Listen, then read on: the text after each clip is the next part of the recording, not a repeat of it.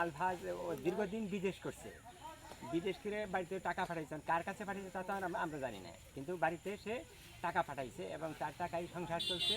তো এখন সে তার বাপ মায়ের যতটুকু খেদমত করা দরকার সেই নিজেই করছে, অনেকেই করে না। তো ওই দিন শুনছি যে এরকম তারা লাঠি সুতা নিয়ে মারতে আসছিল, তারপরে ওই যে আমাদের চাচি তার হাতের মা তাকে ওই হেসে করছে, তারপরে এই মিটি করছে, মানে খারাপ আচরণ করছে, যে আচরণ তাদের কাছ থেকে আশা করা যায় না, এইগুলো আচরণ সে তারা করছে তাদের সাথে, এবং খারাপ ভাষায় অনেক কথাবার্তা বলছে, এবং যেগুলি বলছে তা এটা আসলে তাদের কাছ থেকে আশা করা যায় না, ঠিক আছে না? এই জন্য এইটা একটা মানে সামাজিকভাবে এই আঘাত চিন্তা করে সমাজের অনেক ভালো কাজ করে থাকি, যেমন রাস্তাঘাটের কাজ, কাজ সমাজের উন্নয়নমূলক অনেকগুলো কাজে সে ইঙ্গি করে, সামাজিকভাবে সে ভালো, সবাই তাকে ভালো বলেই জানে।